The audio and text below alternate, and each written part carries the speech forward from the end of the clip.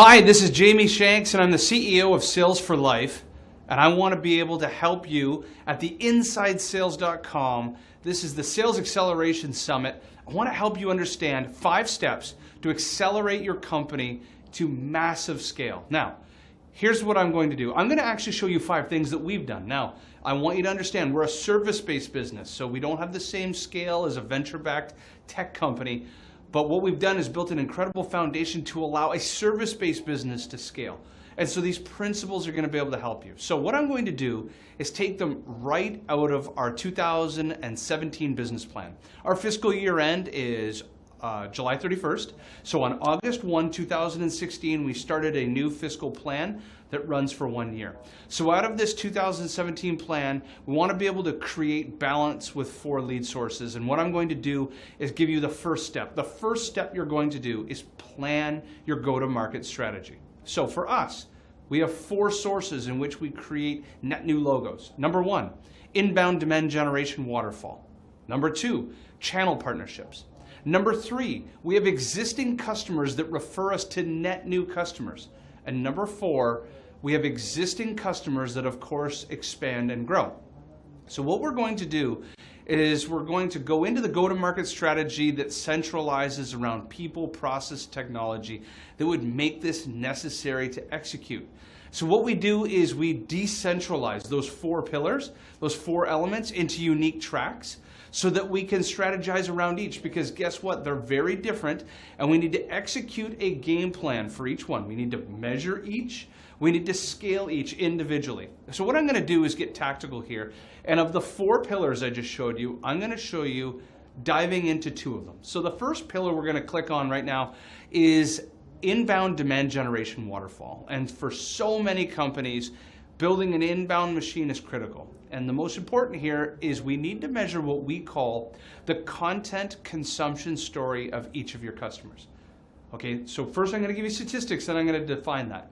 So if you look at our business, the average customer is going to consume 7.4 insights before they end up purchasing from us. That represents 43% of all the content that they're going to consume before they buy. Before our inside sales team, our SDRs, pick up the phone for the first time, 43% of that consumption has already been done. Now, so what that's helped us understand is this handshake, this sales qualified lead handshake that I'm going to get into in a second. But I want to define what the content consumption story is. Think of it as the digital fingerprints that all of your buyers are leaving. Those are blogs, checking out your website, infographics, webinars, videos. That happens way early on in the funnel, all the way until they become a customer and beyond. So the content consumption story is the digital fingerprints they're leaving intermixed with all the sales conversations that are happening along the way. So it builds one big story. So coming back to the demand generation waterfall, what we recognized in our business is that sales qualified leads is the golden handshake between our marketing team and our sales team. So what we needed to do was align all of our leading indicators, our goals, our measurements, our rewards around that handshake. And what we do is measure the 3 pillars. That is the volume, the velocity, and the conversion, also known as probability. Because our marketing team and sales team, those are the 3 levers that they could play with. So what that means from our marketing team's perspective is they're laser focused on assets and campaigns that actually convert. All they're thinking about is the creation of sales qualified leads, not clicks and opens and downloads. It's how do we take marketing qualified leads to sales qualified leads, that ratio. And our job is to keep yielding more and more production from our digital content assets based on this scaling mathematics. So what planning requires and means is spending every single quarter understanding what that volume, velocity, and probability conversion is, and think about how we improve those levers to create more sales qualified leads. We need to do it faster, we need to convert them better, and we need to improve it quarter by quarter. So now it comes to the second planning tip. The second planning tip, and I'll click into one of those 4 pillars that we create leads from. One of them is from existing customers that refer us to net new customers. So many of our companies are always talking about Net Promoter Score as their means for customer success and measuring customer success. So I got to thinking about what does Net Promoter Score really mean, and it's fine and dandy, but it's not really turning it into a sales action. So what we did is we put our customer success team and our knowledge transfer team, our facilitators, responsible for road mapping the LinkedIn relationships of the champions, decision makers, and influencers that we deal with, our customers. And what they need to do is actively gain referrals to net new companies. So instead of just being measured on Net Promoter Score, think of it taking it that extra mile and measuring it on the number of referrals from an existing customer to a net new prospect that turn into sales qualified leads. So Net Promoter Score is cute, but what we're really looking for is your customers actually making the referral. So from the planning process, our job now is to reverse engineer. Okay, how many customers do we have? From there, how many do we need to approach for a referral? And then you start reverse engineering it. What percentage will actually give you a referral versus how many you need to ask for versus how often you need to do it. So it becomes a scalable formula to say if you need a new referral every week, if you reverse engineer it through your process, how many asks are you going to need? That's the big piece here. So the first section we looked at was planning. The next section we're going to look at is people, okay? So under people, you don't scale people at a pace as a SaaS company. When you're a service-based business, we just don't scale that quickly with people. The reality is we didn't raise a Series A or B or a C round. We are organically funded. We are self-funded. But I do believe we need to look at being more stringent because of that in our hiring process. Because we're a management consulting firm that are so customer facing, giving advice, intellectual property to the largest technology companies in the world, we need to be really stringent on who we hire. So I wholeheartedly believe in Mark Robert's assessment at HubSpot that teammates that are most willing to learn, be nimble, adapt are going to be the most critical to the success of our business. We have developed an incredible culture here of learning. And in fact, today, we had a training company come into our office as a training company. And it's because each team member has been taught new ways to sell, new ways to evolve. I'll give you an example. Dan on our team, who's helping me film this right now, he's bringing in ABM, account-based marketing, best practices into our business. We need ways to service our customers better.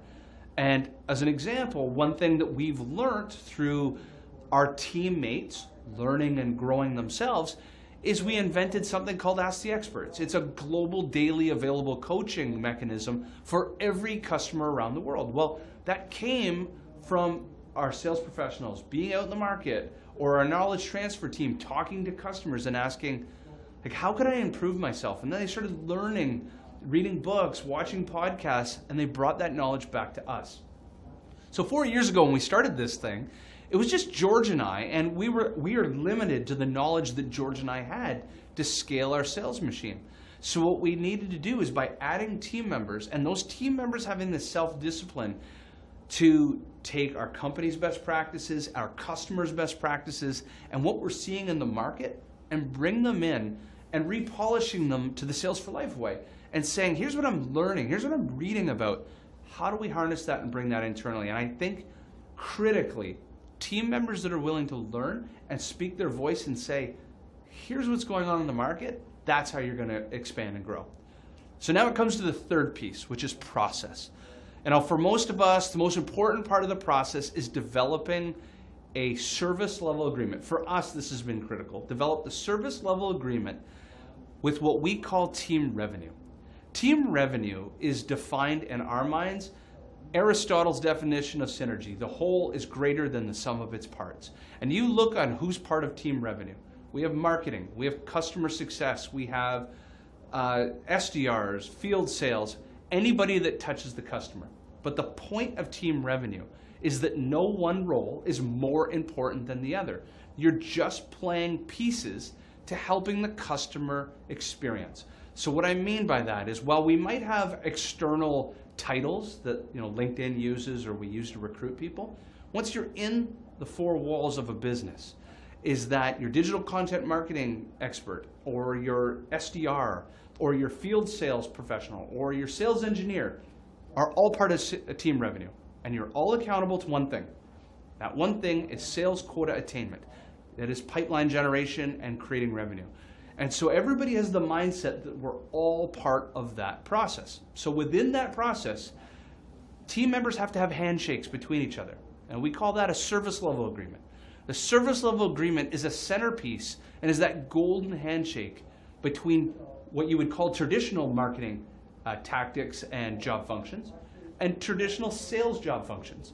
Together, that handshake between the buyer's journey, or you call it a sales process, for us, our golden handshake happens at what we call the sales qualified lead. So for us, every single Monday, we did this, and I'm filming this on a Monday right now. We did this morning. Every Monday, we meet to discuss openly the way that we work to polish our service level agreement. We have open forums to talk about what's working, what's not, where we have a little bit of grit on our sandpaper that we need to polish the handshake between sales and marketing. Once a month, we recraft an actual document, a written service level agreement, and host internal training or conversations to refine that process. We're committed to constant self-enablement. The service level agreement is think of it as a navigational map. And like any sport, as an example, if we were sailing in a race, we need to practice how to best navigate our actions to be more effective in that manner. Everybody gets a little tighter on the service level agreement. So remember, we have 4 sources of revenue: inbound demand generation, channel, referrals from our customers, and of course our customers that grow. So in the service level agreement, you need to address all those. Who does what when? Who does what task and hands it to what person? When is a task due? What happens if somebody falls behind in a task? How do we all, basically it's like rules of engagements. There's an operational manual for if an inbound lead comes in, who are the people that touch it, at what timelines, when are they responsible for doing it, so that it moves along that buyer's journey. Now it's the 4th component to scale, and that's the tech stack. But I am a huge believer that you first need to shift your internal mindset, then you need to address the skill set, and then finally the tool set. I'm a huge believer that lazy or weak teams will concentrate too much on the tech without properly showing the team why we need to change, how we change, and then change them manually. Think about it. I need to teach you how to dial the phone, then I'll mechanize the process. I believe that once you teach somebody an action manually, and they can perform that action manually, and they see value in it, and they're looking at ways to speed up that process, technology is an excellent way to mechanize the process. So when I think about our own business, we divide our lead source components, and we first think of how we centralize specific tools that can service all 4 of those lead sources. We have the CRM, marketing automation, content library. We use an internal and externally facing content library, and then data and communications. So I'm going to double click into some of these and give you some examples. For our inbound demand generation, we need a way to turn digital content marketing into a mechanized lead generation system. So what we've done is we have a blog site that's hosted by HubSpot CMS, and our content library that sits on our resources tab is powered by Uberflip. So it makes it easier for any buyer and our own sales team to click into any part of a buyer's journey to answer questions delivered by content. Now, as that content is going out socially or via email or being passed by sales professionals, inbound leads start to happen. They're filtered and processed into HubSpot. That is directly tied to leads and contacts in our CRM, which is salesforce.com. Now, our team revenue all picks up these content consumption story signals, the digital fingerprints that customers are leaving, and what happens is then HubSpot starts to segment these leads into marketing qualified leads. This is known as lead scoring. Now, our SDR, as part of their service level agreement, is going to use data tools to clean up the data, to refine their contextual conversations, and to also bring in data from LinkedIn. We use LinkedIn Sales Navigator as an example. We also then arm ourselves with information on things they haven't consumed. We go into our Uberflip account, content library, or our employee advocacy tool. We use Everyone's Social that allows us to dispense and then aggregate content that we need to contextualize that first conversation. Remember, we have a marketing qualified lead that came in, and now we're arming ourselves with the customer's digital fingerprints, at the same time making for a great contextual story based on our content. So for us, we have a 5 touchpoint cadence, and we will use social, emails, phone, all of these touches over a 30-day period to help connect the dots for the customer. They already have a content consumption story to date. We need to fill in the holes of ideas they haven't read about or haven't thought of. So what we've done, I'm a huge believer the tech stack's important to mechanize, but what we need to do is minimize it because it needs to be purposeful and easy to use. Make your reps nimble, slim. Make that easy and allow the cost per sales rep to scale so you don't have to, what it doesn't do is detract from the number of reps you can use because your cost per rep starts to exponentially grow if you start strapping on all of these SaaS tools. Really segment it down to a few tools that the reps are going to use every single day, because the rest of it's just noise. Number 5, measure, adjust, adapt. Life doesn't need to be complicated, and I think too many commercial leaders are in a paralysis by analysis, and analytics opportunities are bringing this to an extreme. I'm going to be the first to admit, I love to dive super granular into the details of my own business, but because we're growing fast, and the reality is we make a lot of mistakes, and I need to be able to see what I'm missing. But on a day-to-day, week-to-week basis, I can't thank Ken Krogh 2 years ago. I still remember where I was. I was at my house. He called me at 9:30 at night. We had a 1-hour conversation about this, and he introduced me to Franklin Covey's Big Rocks. So now, fast forward 2 years. Everyone in our company, from sales, customer success, marketing, product innovation, and knowledge transfer, each one of these departments has 3 rocks per quarter. That's it. Nothing else matters. Each one of the departmental 3 rocks rolls into the 3 rocks that Sales for Life, our company, wants to accomplish in a year. There's a million pebbles and a million little things we need to do. There's really only 3 things that if we accomplish year after year after year, as Ken describes it, now you start to scale because you have trends. So you take every department's rocks and you bring it in. So for us, when you look at it in the measurement and the scale, when it comes to sales, one of the biggest rocks is of course going to be sales bookings and sales booking numbers. I think of our contracts that are in legal and procurement with our sales process, that's going to be my lagging indicator. And I watch that every week as an indicator of understanding what's my working capital going to be and our cash flow 60 days from now. That's like our DSO 60, days sales outstanding of 60. That's what our finance team's measured on. So that's going to be my lagging indicator. So I need a dashboard to understand cash flow 60 days from now. But my current indicator, kind of like a health check right now, I take another step back and I look at the number of delivered proposals, new proposals that are outstanding at any given time. What that does is help me understand my business 90 to 180 days from now, depending on payment terms from the customer. My proposals is kind of giving me what I'm going to look like next spring, as an example. My leading indicator is the piece that I watch every single Monday or Friday, and it's that handshake of relationship between marketing and sales. And for us, that's the sales qualified lead. It is the single biggest leading indicator to my business. This measurement is our single point of truth. The reality is that allows us to understand what we're going to be 6 months from now, 1 year from now, rolling into next year. Everything we do today affects then. Of course, then that means marketing, sales, customer success are responsible for knowing what are our volumes, velocity, and conversion probabilities to getting these sales qualified leads through the funnel, and are tasked with incrementally improving that conversion ratio. They all have that dashboard written on the wall right next to their desk. They know how many sales qualified leads from one of our 4 sources, demand gen, That can be customer success, growing an account. That could be customers referring us to new account or our channel. Each have their own conversion, but we have one number to rule them all, and that is the weekly health check of our business of new sales qualified leads being created. And that's way, way simpler to measure.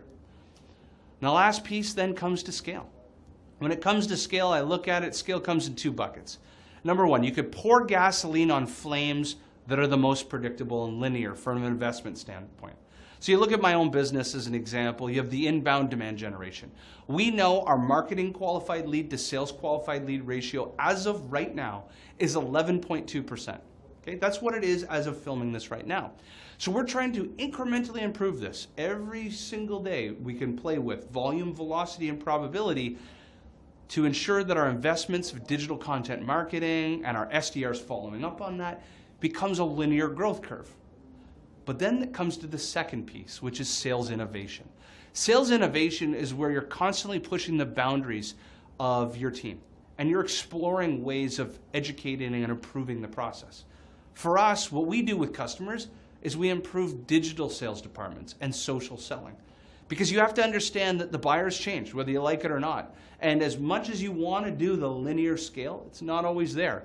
You have to invest in skill sets of your existing team members and your net new hires to maximize the customer experience in the future and give yourself a higher probability of winning deals for your future customer.